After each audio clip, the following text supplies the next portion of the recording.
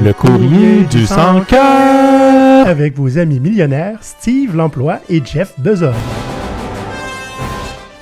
On a reçu une autre lettre d'un de nos fidèles égales. Fait que, il nous dit: j'ai un employé qui me dit qu'il pense qu'il va partir de sa job parce qu'il n'y a pas d'impact positif sur le monde, hein?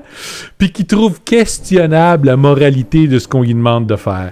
Mais je le paye pareil. Fait que, comment est-ce que je peux y faire comprendre qu'il doit fermer sa gueule juste pour faire sa job, comme tout le monde?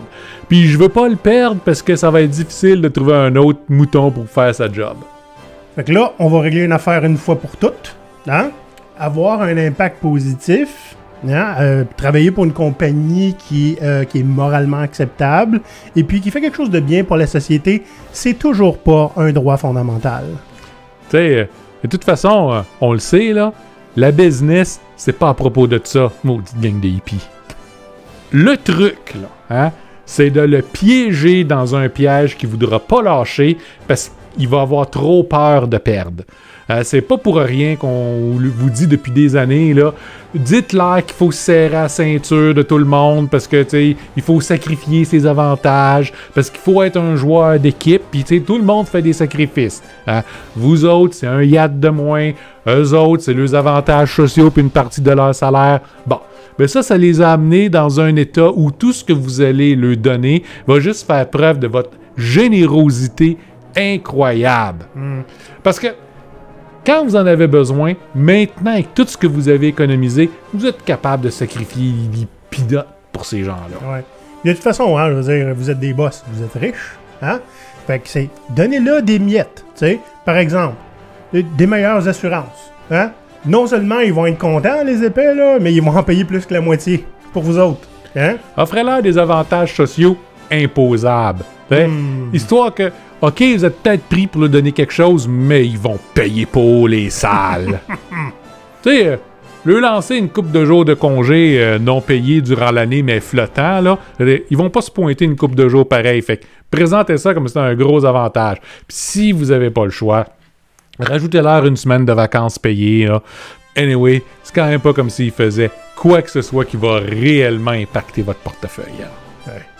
Tu sais, un bon truc, là, que j'ai trouvé avec le temps, hein, c'est tu lui donnes un autre titre.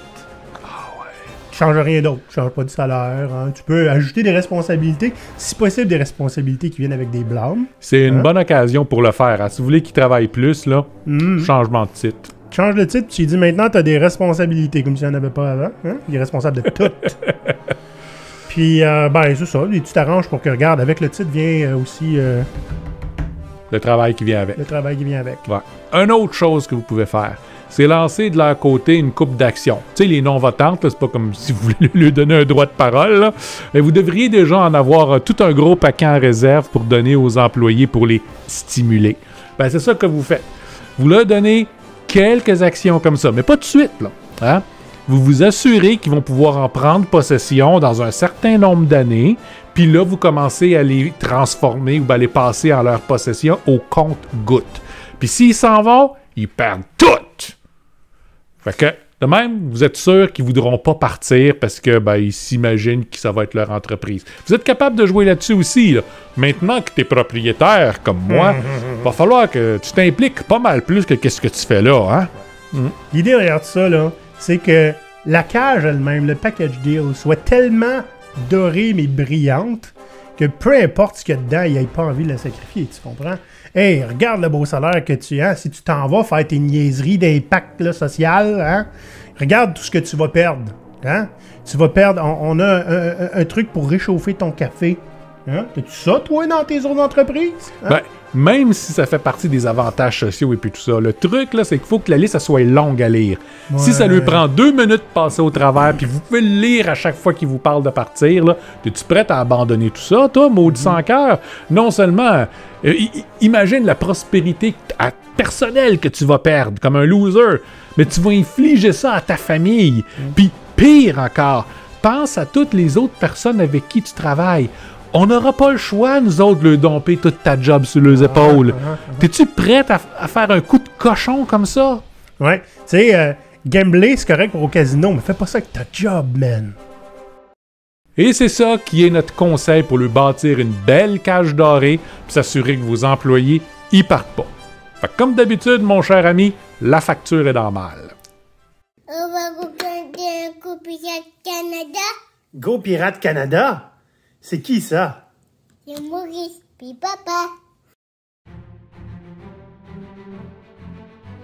Olivier et Maurice, deux pirates barbus qui sont familiers avec l'évasion de prison mentale, sont tannés de voir tant de gens compromettre leurs principes, valeurs et bonheur pour une poignée de change.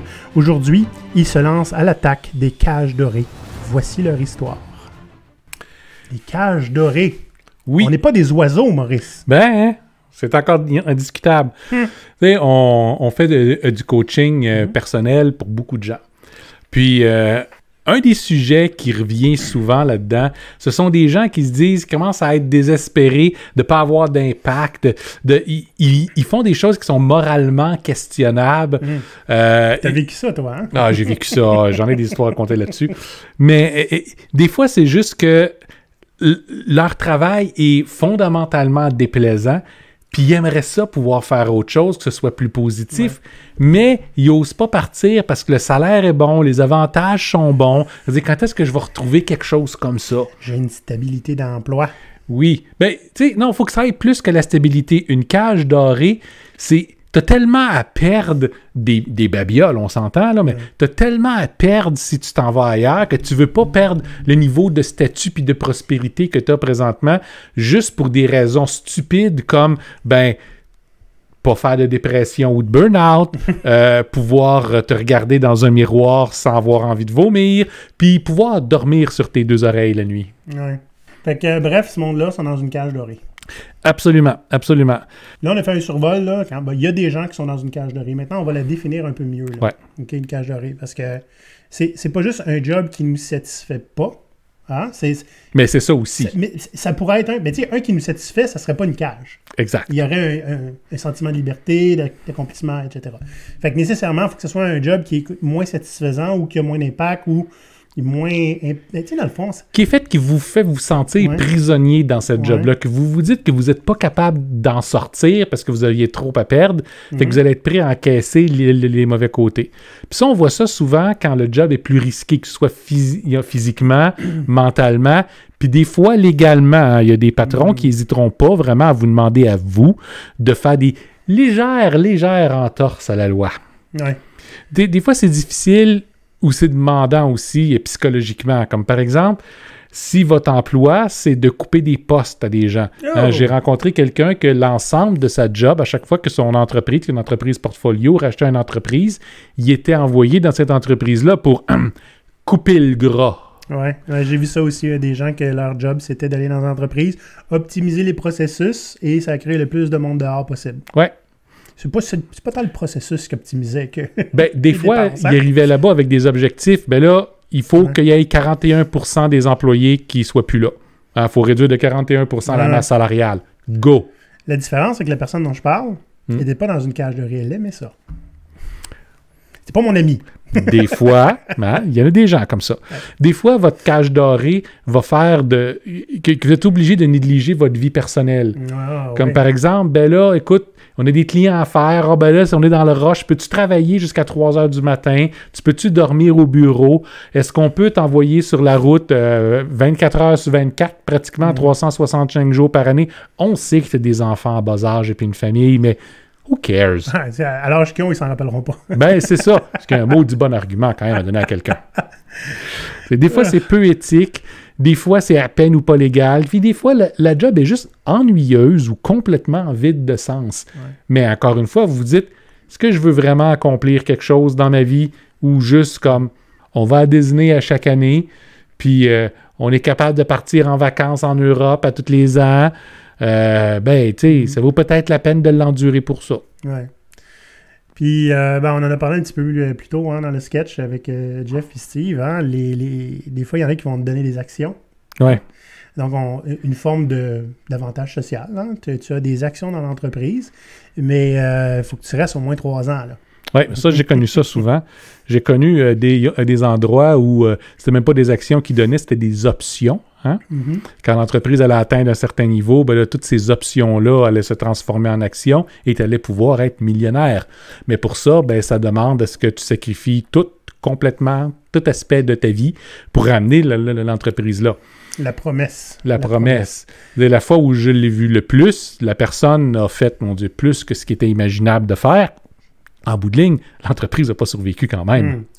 Est-ce qu'on pourrait résumer de façon simple qu'une cage dorée, c'est une bullshit job qui est payante? Ça peut. En fait, une bullshit job qui est payante est probablement une cage dorée. Oui.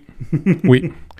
Ça peut, mais c'est pas obligatoirement juste ça. Des fois, la job est pas bullshit, mais elle est quand même... C'est pas une job saine pour toi. C'est trop demandant, c'est trop... Ou c'est juste que c'est pas fait pour toi. Ouais. Ça arrive. T'sais, on en rencontre plein de gens qui viennent de changer. Ils disent « Ah, j'ai trouvé une super de bonne job. Voici la paye, voici les avantages, voici... » Oui, mais qu'est-ce que tu as à faire? T'aimes-tu ça? C'est-tu ton domaine? Non, mais tu sais, c'est correct. Regarde tous les avantages et puis la paye. Mais ça, c'est quelqu'un qui vient de mettre les pieds dans une cage dorée. Ouais, c'est ça. Il est dans la... Comment on appelle ça? Dans la lune de miel encore. Là. Ouais. On s'en reparle dans 6 mois. Donc, l'idée est, si on vous parle de ça aujourd'hui, c'est parce qu'il y a un paquet de gens qui viennent nous voir et nous demandent comment on fait pour s'en sortir. Est-ce qu'on devrait essayer de s'en sortir? Parce que, honnêtement, on reçoit assez d'avantages et puis de bénéfices que ça vaut peut-être pas la peine. Ou, comment est-ce que je peux faire pour avoir le beurre, l'argent du beurre, puis le cul de la fermière? Hein? Je veux avoir tous mes avantages, l'argent, tout. Mais en même temps, je veux que ce soit le genre de job qui va me faire sentir tellement bien, important, impliqué, satisfait. Est-ce que ça existe une job comme ça? Ou comment faire en 3 trucs faciles pour transformer ma job absolument terrible en une job comme ça? Bon, c'est un peu plus compliqué que ça. c'est 3 étapes faciles. Mais on va parler de jusqu'à quel point c'est possible puis quoi faire pour. Voyons donc, Olivier, qu'est-ce qui t'est arrivé là? J'ai passé toute ma paye dans la marchandise de GoPirate. Regardez, on a un magnifique ici, un tricorne sans corne. Les gens appellent ça des casquettes. Ici, regarde, moi, quand je mange, je me salis. Fait que je me suis acheté un beau gros drapeau GoPirate, tu comprends? Comme bavette. Comme bavette, tu mets ça ici dans ton chandail, hein? Uh-huh. Et voilà. Il y a une de nos membres qui nous a dit « Tu devrais faire un chandail qui est écrit « Chaotic Good ». Vous pouvez faire ça, vous autres aussi. Dites-nous ce que vous voulez avoir, hein? Puis on peut vous faire quelque chose, si c'est possible, en quelques minutes pour que vous puissiez l'acheter. Tant et aussi longtemps qu'on peut prendre votre argent de cette façon-là, on va être vraiment content. J'aimerais que vous remarquiez un petit peu ici que j'ai un magnifique masque GoPirate contre la couronne vérole. GoPirate.com/shop. Donc, Maurice, si les gens pensent être dans une cage dorée, là, okay, qu'est-ce qu'ils se doivent se demander comme question? Ben, la première des questions, c'est vous demandez qu'est-ce qui compte le plus au fond pour vous. Parce que peut-être que la cage dorée, c'est l'endroit où vous devriez être. Hein? Est-ce que le niveau de prospérité matérielle vaut plus pour vous que ce que vous sacrifiez? Si par exemple, vous avez une famille que vous ne voyez plus jamais à cause de votre cage dorée, mais vous l'haïssez de toute façon, ben, peut-être que la cage dorée est un bon endroit où être. Mais on s'en parlerait probablement pas si c'était le cas. Hein? Je comprends. Est-ce que ça vaut la peine de sacrifier votre liberté, votre famille, votre estime de vous-même, votre santé? Et peut-être que vous allez dire oui parce que elle vous apporte certains avantages que vous avez besoin pour autre chose. J'ai rencontré des gens dans des jobs absolument terribles comme ça, mais qui étaient très payantes, puis dire j'en ai besoin parce que j'ai pas d'assurance puis ils ne vivent pas ici au Canada où on est chanceux. J'ai besoin de faire cette atrocité-là parce que j'ai un de mes dépendants qui a des factures médicales qui s'accumulent, puis il faut les payer. Là, on peut comprendre pourquoi beaucoup plus facilement. À ce moment-là, souvent, la discussion, c'est moins comment je fais pour m'en sortir là que comment faire pour améliorer la situation en général. Mais ça, c'est une autre discussion. Dans le fond, la question à se poser, là, c'est que peu importe ce que je vis, est-ce qu'il vaut le risque du burn-out? C'est ça. Et clairement, il y a des places que c'est oui. On a entendu parler, nous autres, d'organisations dans lesquelles les burn-out des employés étaient privés au budget. Il y en a beaucoup plus que ce que vous pensez. Mais demandez-vous pour vous-même, OK? Si vous vivez sous le stress, si vous vivez avec un manque d'estime de soi, si les burn-out puis la dépression vous tournent autour constamment, vous talonnent. Si c'est le cas maintenant, imaginez comment ça va être quand ça ne changera pas pendant les 5-10 prochaines années. est-ce que votre cage dorée, les avantages que vous gagnez sont suffisants pour vous retrouver dans des années de dépression puis de thérapie après ça? Encore une fois, peut-être la réponse c'est oui, parce que ça ne vous dérange pas. Et la manière que tu l'expliques, c'est pas évident. La deuxième question, c'est je veux vivre confortablement, mais est-ce que j'ai vraiment besoin de me retrouver dans une cage pour le faire? Donc, dans le fond, cette question-là veut dire est-ce qu'il y a une façon pour ne pas avoir les désavantages de ce que je vis, mais garder les avantages pareils? OK, ouais. Bien, c'est faisable, mais ça peut être plus difficile à atteindre et puis à maintenir. Hein? Donc, il y a des jobs qui sont satisfaisantes, puis qui payent bien ou qui offrent des gros avantages, mais ces jobs-là sont relativement rares. Puis souvent, les attentes qui sont attachées avec sont aussi extrêmement élevées. Fait qu'attendez-vous qu'il peut y avoir du stress qui va aller avec ça, des obligations de performer à certains niveaux pratiquement constamment. Si vous êtes correct avec ça, ben ça peut être le genre de poste pour vous. Mais comme je dis, ça ne court pas les rues. Oui. Ben des gens à qui on parle, Maurice, hein? Eux autres, ils disent, moi j'aimerais ça m'évader de la cage dorée et je pense à l'entrepreneuriat. C'est une option. C'est une option. Mais encore une fois, dites-vous que l'entrepreneuriat ne veut pas dire à partir de maintenant que je suis mon propre patron. Tout ce que j'ai à faire, c'est m'asseoir sur mon fauteuil et regarder l'argent rentrer. Okay? C'est difficile de devenir un entrepreneur, que ce soit un entrepreneur traditionnel, en économie sociale, peu importe. Okay? Ça va vous demander de faire des sacrifices au début dans le but de bâtir une organisation qui va vous permettre d'avoir l'impact que vous voulez d'avoir, la satisfaction que vous voulez d'avoir, puis l'argent que vous voulez d'avoir. Mais s'il n'y a pas de garantie que vous allez arriver là, bien entendu, et il n'y a pas non plus de golden path, de voie facile de dire « je me lance en entrepreneuriat, à partir de maintenant, ma vie est améliorée à tous les points de vue ». Peu importe ce que les entrepreneurs vont pouvoir vous dire ou répéter sur LinkedIn, « Ah, je regrette tellement pas ma décision ». Demandez-leur combien d'heures de sommeil ils ont perdu. Tous ceux qui vont vous dire « aucune, c'était tellement magnifique et merveilleux », habituellement vous mentent. OK? C'est difficile, vous allez manger vos bas, c'est des sacrifices, ça peut être des années avant que vous arriviez où est-ce que vous voulez. Bon, on s'entend, si ça prend des années pour arriver où est-ce que vous voulez, peut-être vous n'avez pas pris la bonne voie. Peut-être qu'il faut aller voir l'épisode sur « C'est correct d'abandonner ». Oui.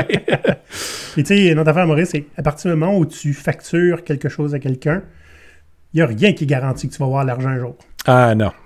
Non. Okay? Ça se peut que tu l'ailles, ça se peut que tu l'ailles 1 mois, 2 mois, 3 mois de retard. Hein? Vous pouvez aussi, si on va en parler dans les trucs, utiliser les bénéfices de votre cage dorée pour simplifier ce processus-là. En se lançant en affaires, ça peut être difficile, surtout quand on n'a pas beaucoup de fonds. Quand on a une bonne réserve pour être capable de le faire, puis de quoi financer nos premiers temps, ben, ça rend ça beaucoup plus facile. Donc, vous pouvez dire, je vais opter pour rester dans ma cage dorée pendant X temps, dans le but de aller chercher ce que j'ai besoin. On va en parler tantôt de ça. Tu sais, une cage dorée que tu travailles 35 heures semaine, tu peux mettre un peu de temps sur ta business en parallèle. On va en parler tantôt. Tantôt. Oui, monsieur. Bon. Votre cage dorée, là, on n'est pas doré pour rien. Il y a des avantages à ça. Il faut se demander à quel point vous avez besoin de ces avantages-là. Parce que, tu sais, ça vient souvent à package deal, hein? Fait que c'est tout ou rien. Et si on les prend individuellement, est-ce qu'on a besoin de tout ça?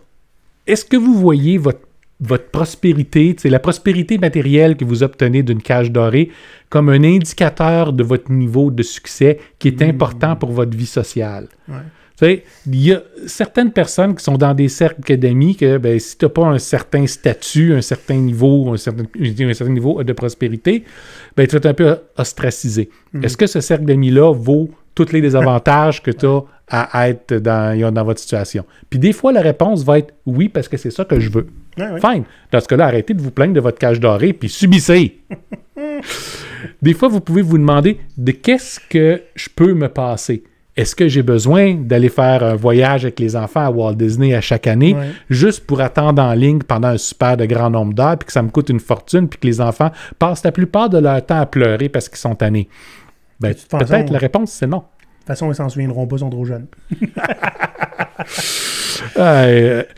Ça peut être autre chose aussi. Hein? Demandez-vous est-ce que vous en avez besoin. Demandez-vous aussi, c'est quoi le minimum? Disons que je perds tout. C'est quoi le minimum que j'ai besoin pour dire je peux avoir une vie dans laquelle je peux m'imaginer être heureux? Je parle pas le minimum pour mettre de la bouffe sur la table, ça prend un peu plus que ça. OK? Ça, c'est une question qu'on pose aux gens qui se lancent en entrepreneuriat. Oui.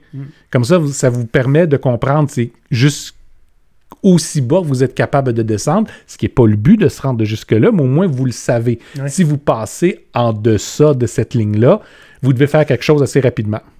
Certaines personnes ont un niveau de tolérance à ça beaucoup plus grand que d'autres. On a un niveau de tolérance stupidement trop élevé à ça, puis on paye pour. Mais la plupart des gens sont plus sensés que nous, on l'est, puis vont avoir une limite pas mal plus élevée. On est déguisé en pirate, Maurice. Là. Ouais. On n'a pas de référence. Juste pour vous dire, nos épouses sont plus sensées que nous autres là-dessus. Donc, quels avantages ou activités que vous faites qui vous apportent pas autant de bonheur que ça devrait? Ouais, des fois, c'est la promesse d'eux. Hein? Ouais. Tu sais, un jour, ça va être payant, cette affaire-là, genre les actions. Là. Mhm. Hein? Par exemple, si un des grands avantages, c'est de vous donner accès aux loges, au hockey, puis vous y allez jamais parce que ça vous intéresse pas, demandez-vous si ça vaut vraiment la peine. Même chose, si vos vacances sont infernales à chaque fois, demandez-vous est-ce que ça vaut la peine d'en avoir 8 semaines à juste pas dormir puis être complètement enragé, quand vous pourriez avoir quelque chose de probablement peut-être plus petit, plus qui convient à vos besoins, qui convient à ce que vous recherchez. Vous n'aurez pas besoin de répondre au téléphone aux 5 minutes. Exact. Même chose, si votre avantage, puis là, je vais parler un peu à l'ancienne, c'est d'avoir des jours de télétravail, hein? Mais que ces jours de télétravail-là, vous avez l'impression que votre boss vous suit plus qu'il l'a jamais fait juste pour vous assurer que vous travaillez. Ben peut-être que le stress additionnel vaut pas la peine, le fait d'avoir cet avantage-là. Maintenant, ça c'était vrai avant la pandémie. Maintenant, hey, fuck him. Maurice, j'ai quelqu'un qui me dit pendant la pandémie, là, j'ai jamais autant été autant rushé qu'en télétravail. J'hésite à aller aux toilettes. Wow. Parce qu'ils nous checkent pas mal plus. Ben oui. Donc, l'idée avec une cage dorée, c'est ça. Ce sont des choses qui semblent intéressantes, mais que peut-être, si vous prenez le temps d'y penser, ne le sont pas nécessairement. Ouais, ça peut vous aider à prendre votre décision. On les prend morceau par morceau, là, c'est moins intéressant d'un coup. Ouais. C'est ça. Puis, dernière question que vous devriez vous poser, c'est qu'est-ce que vous recherchez pour être heureux puis satisfait? Un gros salaire. Ben, si c'est la prospérité matérielle, shut up puis prends-la ta cage dorée. Oui, si le reste de ta santé mentale est pas importante, si le pas de vie est pas important, tu veux juste plein de bel argent, ben ils vont t'en donner. Fait que c'est parfait. Mais si ce que vous avez besoin, c'est je vais avoir du temps plus à moi. Puis la cage dorée vous demande de faire vos 60 heures semaine comme tout le monde. Vous êtes encore d'autres mondes qui veulent pas travailler. Ben c'est ça. Si ce que vous voulez, c'est plus de liberté, avoir un mot à dire sur qu'est-ce qui vous impacte. Flexibilité d'horaire. Exact. Des fois, c'est juste avoir une influence sur l'organisation. Ben, il faut que vous sachiez que ça, c'est important pour vous. Fait que vous posez la question. Si c'est votre famille, j'ai besoin de... Olivier qui va régulièrement porter puis chercher son fils à la garderie, faire 40 heures dans une semaine, c'est pas mal difficile avec les horaires de garderie. En fait, il faut que je mange pas le midi. Il faut que je travaille en mangeant. C'est ça le moyen. Ah ben imagine si ton employeur décide que tu n'as pas le choix, tu as 1 heure entière de dîner, ce qui est un avantage incroyable, à tes frais. Je rétorquerai que j'ai le choix d'aller travailler ailleurs. Des fois, ce que vous avez envie d'avoir, c'est un impact positif sur le monde. Ouais. C'est pas le cas à tout le monde.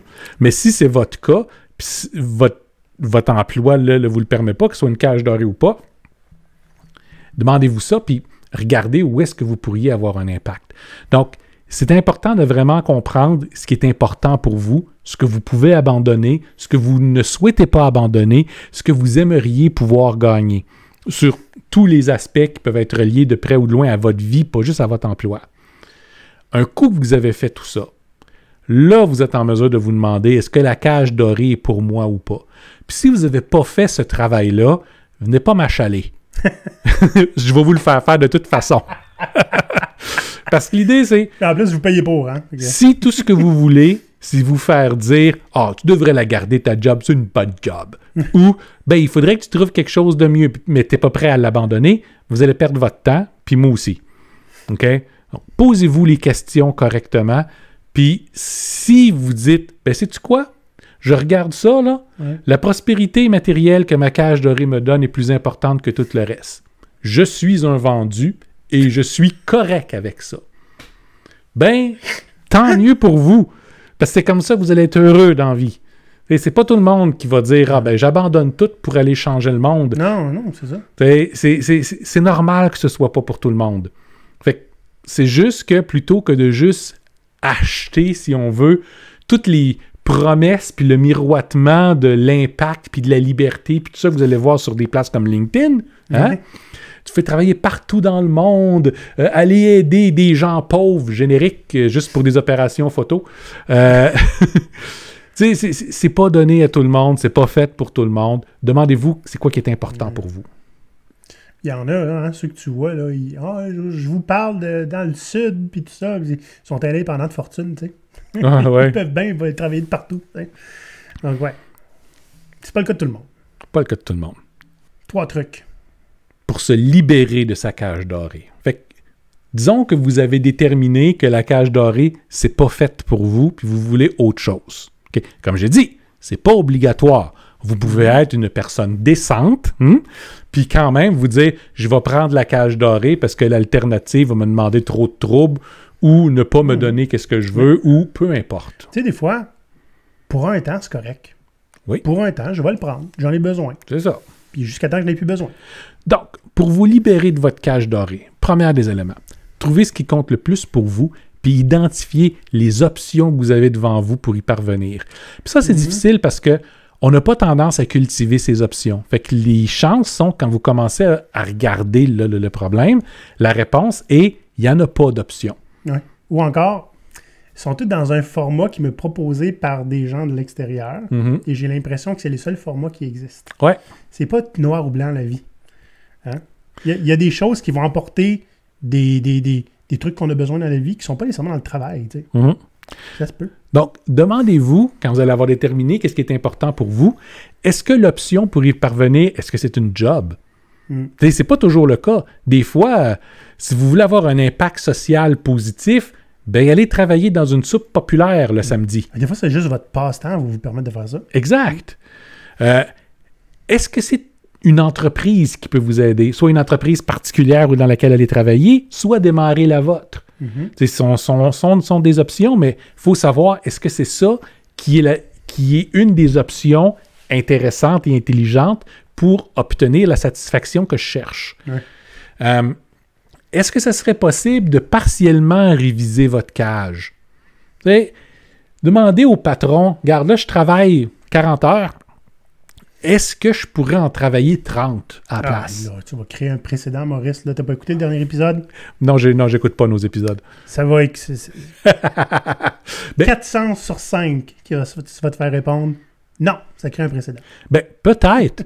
Mais tu sais, il y a certaines personnes qui sont dans des cages dorées qui ont atteint un niveau hiérarchique suffisant dans l'organisation qu'ils peuvent avoir des passe-droits comme ça sans que ça crée un précédent. Ils sont assez désirables pour ça.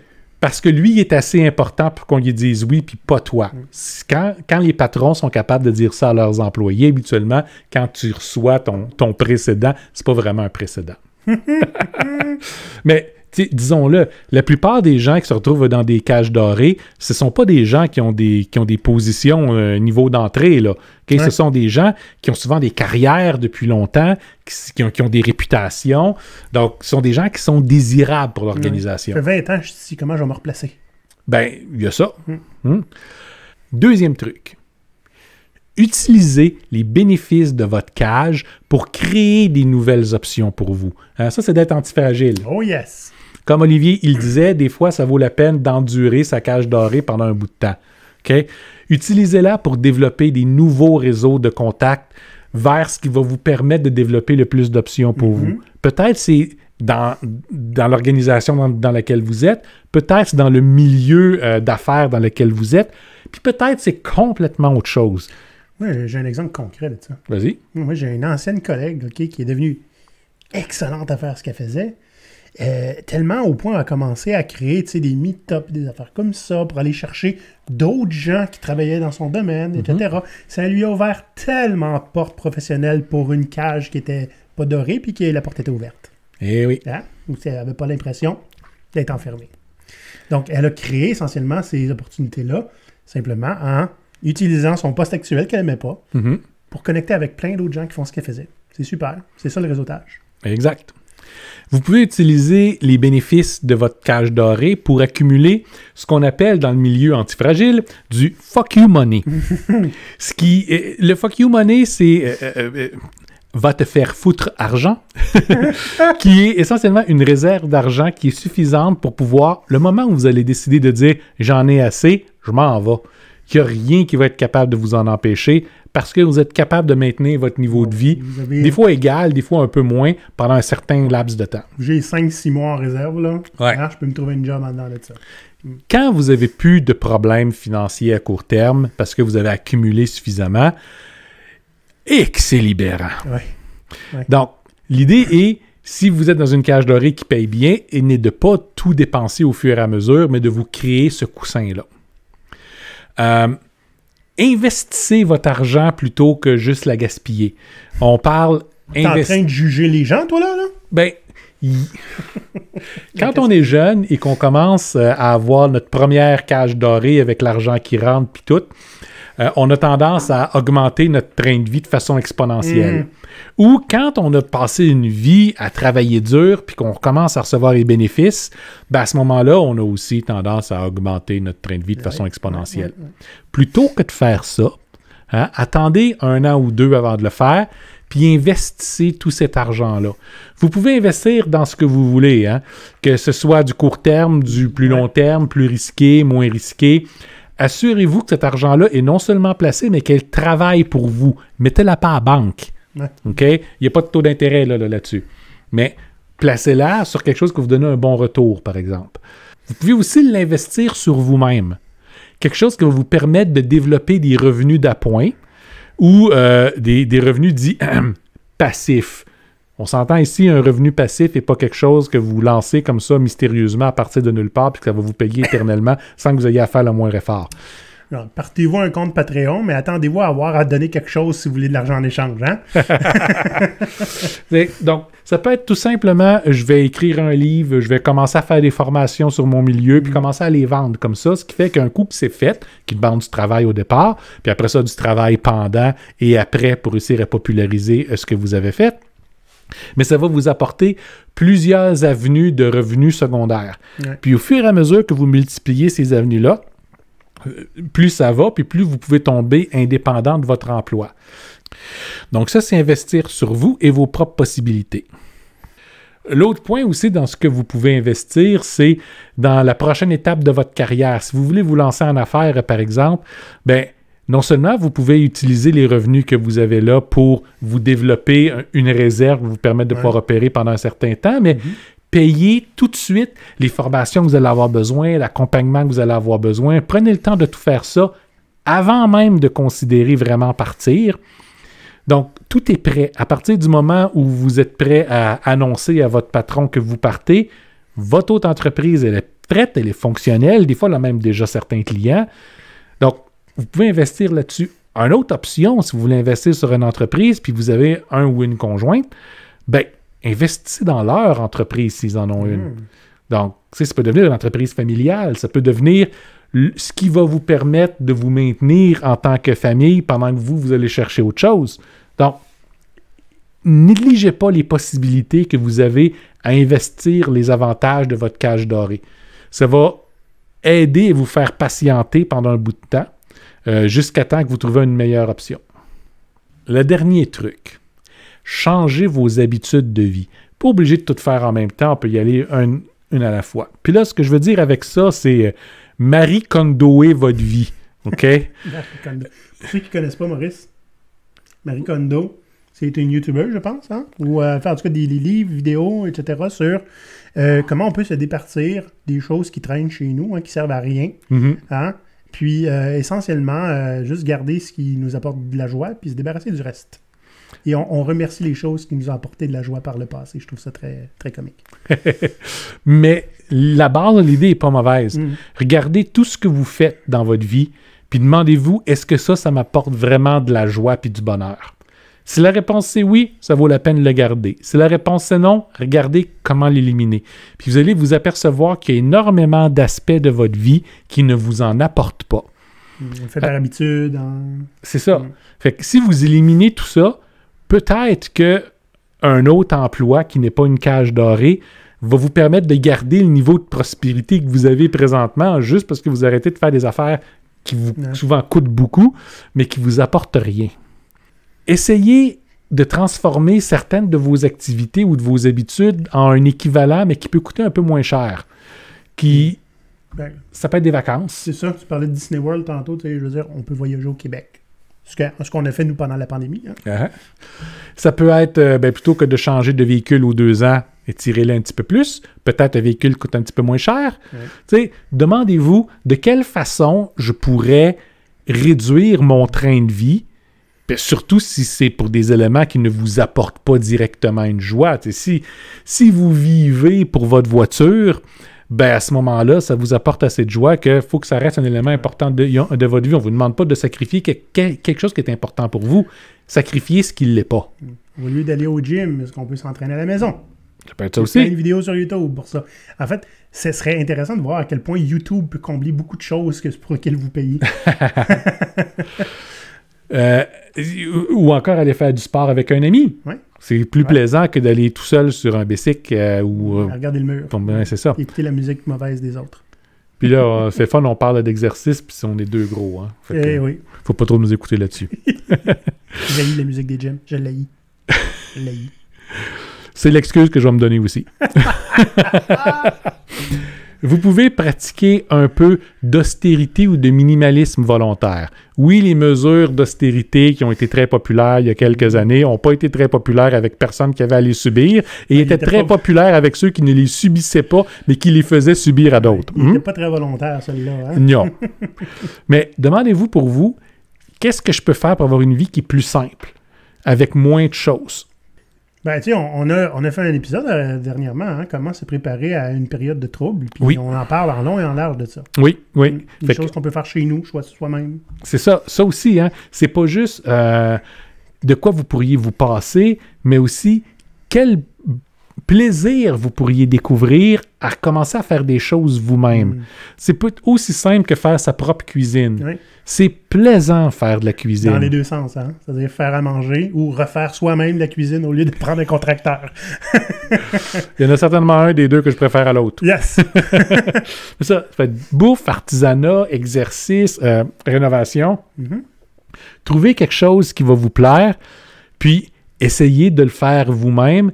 Ça fait changer vos priorités, ça vous aide à vous repositionner de façon différente. Ouais. J'ai travaillé avec beaucoup d'artisans dans ma vie, des gens qui n'étaient pas nécessairement super riches toujours. Des fois oui, des fois non. Habituellement non. Mais c'était des gens qui ont tendance à être très, très satisfaits de ce qu'ils font. Parce que l'idée de pouvoir s'exprimer de façon artistique, c'est important et c'est incroyablement satisfaisant. Mais contrairement à des vrais artistes, l'artisan, lui, va être payé pour. Donc... ouais. Et je regardais une vidéo d'un gars qui faisait des katanas à l'ancienne. Mm-hmm. Je dis, il doit en avoir 4, 5, 6 dans le monde, peut-être. Là, je sais pas trop. Des gars qui font ça à l'ancienne comme ça. Je veux dire, je sais pas combien il fait d'argent. Mais tu sais, quand tu as fait une katana après, je sais pas, 4 jours de travail, tu es satisfait. Oui. Tu t'en vas faire tes affaires. Puis moi, j'ai fait une katana puis je vais la vendre, je sais pas combien de milliers. Tu sais. J'ai connu quelqu'un qui aimait acheter des vieilles reliques de voitures à moitié rouillées, puis d'en faire des hot rods. Ouais. Donc, il prend quelque chose de presque fini, il va prendre des fois des mois à la rebâtir, puis après ça, il la revend. Il y a une petite fortune. C'est comment transformer, vraiment avoir un plaisir dans ce qu'on fait. Ouais. Puis lui, il faisait ça comme hobby, hein. Mais comment transformer ce hobby-là en un sideline fort intéressant. Donc, posez-vous ce genre de questions-là, puis essayez de trouver une satisfaction là-dedans. Puis si vous trouvez, ça va soit vous aider à prendre vos décisions face à votre cage dorée, soit vous restez dedans parce que vous avez trouvé satisfaction ailleurs, ou soit vous la quittez parce que vous vous apercevez que vous n'avez pas besoin de tout ce que ça vous apporte. C'est ça qui est vraiment important. L'idée n'est pas de dire la cage dorée est strictement et uniquement mauvaise. On s'entend habituellement quand on parle de cage dorée, c'est pas super positif, là. Mais c'est de vous demander si et quand vous êtes prêt à changer votre vie. Oui. Puis ça, c'est les paramètres les plus importants.